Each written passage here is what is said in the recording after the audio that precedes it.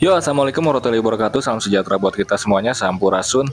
Balik lagi bersama Mario di sini, tentunya di channel Mario sendiri. Guys, kali ini kita ngebahas tentang pakan ya. Yang kita angkat sekarang adalah tentang cacing sutra. Cacing sutra merupakan pakan hidup yang sering dipakai atau digunakan untuk memberi pakan ikan piaraan kita. Terutama untuk kalian para peternak lele atau ikan konsumsi lainnya dan bahkan ikan hias.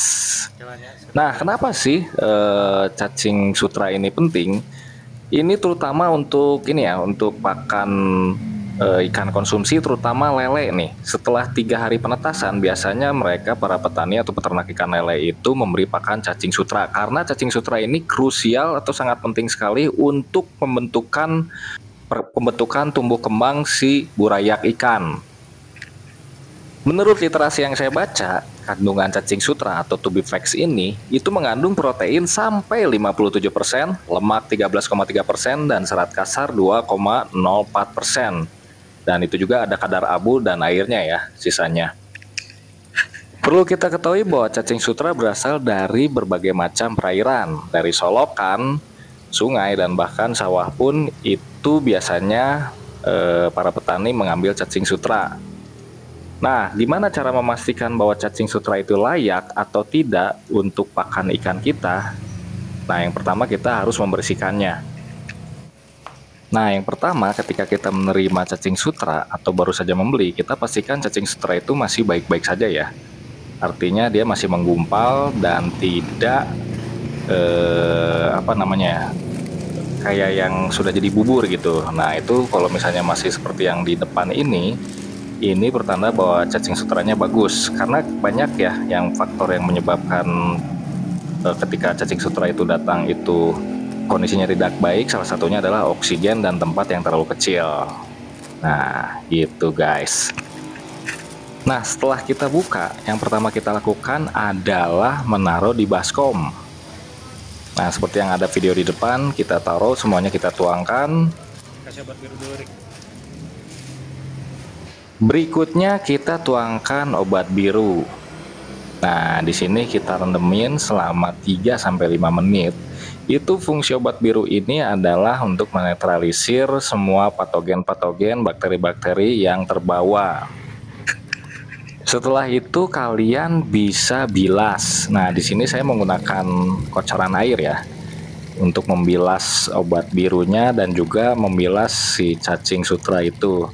Nah, perlu kita ketahui kalau misalnya kalian beli cacing sutra emang banyak, itu kalian pastinya perlu membutuhkan banyak air untuk membilas.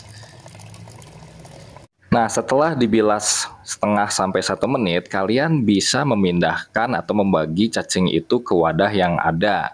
Nah, di sini saya bagi 3. Nah, di sini paling penting sekali kalian untuk pembagian cacing sutra ini ya. Rumusnya seperti ini. 25% dari volume tempat. Ingat, 25% dari volume tempat. Jadi kalau misalnya volume tempatnya 100%, nah kalian masukin cacingnya itu 25% dari volume tempat. Jangan sampai setengahnya. Ingat, karena ini sangat penting, karena cacing juga perlu ruang. Selanjutnya kalian bisa menaruh aerator ya. Semakin gelembungnya semakin keras, tekanan aeratornya semakin keras, itu semakin bagus. Di sini saya bagi 3 ya, karena cacingnya juga ada 1 liter, jadi makanya saya bagi ke 3 wadah, dan setiap wadah itu dikasih aerator. Kondisi cacing yang bagus, dia akan menggumpal. Nah, ini kenapa bisa menggumpal? Ini karena tadi dari proses pencucian. Semakin lama pencucian, itu maka cacing pun semakin segar dan semakin bagus. Kita bisa melihat cacing ini bagus dan segar itu dari bergumpalnya cacing dan juga warnanya yang cerah. Setelah itu kalian bisa memberi pakan cacing ya. Cacingnya bisa dikasih pakan tahu putih ataupun pelet yang ada aja. Bagusnya sih pelet yang tenggelam, ataupun kalian juga bisa kasih sayur. Pemberian pakan sebenarnya opsional ya, kalian bisa lakukan atau tidak. Nah, setelah ini selanjutnya apakah kita bisa memberi pakan atau tidak? Idealnya kita harus menunggu 1 kali 24 jam.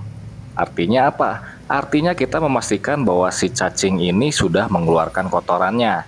Ingat ya, karena cacing ini juga makan dan dia waktu di alamnya makan apa aja, bakteri atau segala macam pun, dan dia masih ada di perutnya.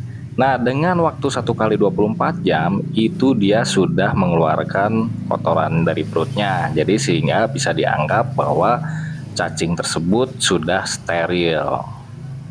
Biasanya kalau kotorannya belum keluar dari perutnya dan kita langsung memberi pakan kepada ikan kita, itu ikan kita akan terjadi bloating. Nah, bloating ini terjadi biasanya karena kotoran dari atau isi perut dari si cacing sutra itu belum keluar, si kotorannya belum keluar. Nah, biasanya kebanyakan yang sering bloating adalah ikan brasmut. Makanya kan ada pantangan nih, ikan brasmut nggak boleh dikasih cacing sutra, bisa menyebabkan bloating, yaitu karena emang sering terjadi karena si cacing itu belum mengeluarkan isi perutnya, belum buang kotoran lah gitu istilahnya. Jadi masih ada kotoran yang tersimpan di perut dan kita memberi makan. Nah, itu biasanya ikan sakit dari kotoran dari perut cacing yang belum keluar.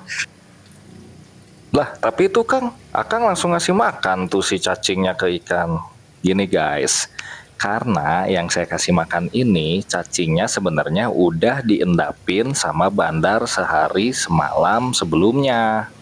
Jadi saya tinggal nyuci dan pakai obat biru aja gitu. Gitu guys.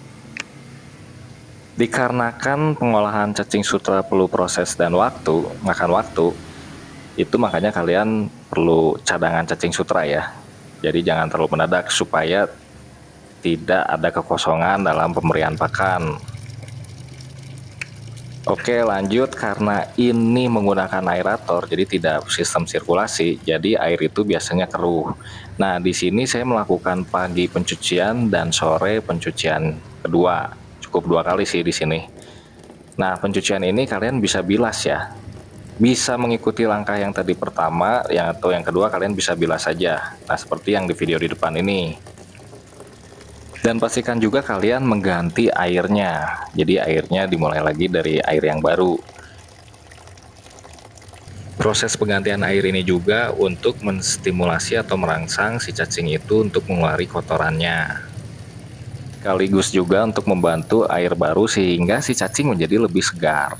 Jadi fresh lagi ya. Gitu guys.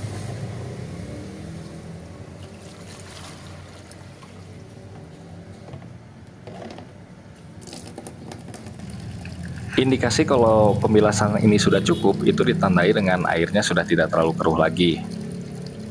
Dan itu juga udah bisa selesai ya, udah bisa di stop sih. Makin sering di pembilasan makin bagus sebenarnya. Cuman kalau di sini ya udah aja cukup gitu. Karena juga si airnya juga udah jernih. Nah, tinggal saya balikin lagi. Masuk ke baskom yang pertama dengan airnya baru ya. Oh ya, ini untuk air. Ini saya lupa nih. Untuk air tuh sebenarnya jangan terlalu tinggi. Ingat, jangan terlalu tinggi. Jadi sebenarnya cukup 3-4 cm-an aja, itu udah cukup, tinggal dikasih aerator aja. Kalau ketinggian itu nanti si cacing itu susah untuk menggapai oksigen gitu. Oke guys, mungkin segitu aja dulu dari Mario. Kalau misalnya kalian ada pertanyaan, kalian bisa tulis di kolom komen ya. Ya itu aja, semoga usaha kalian sukses selalu. God bless.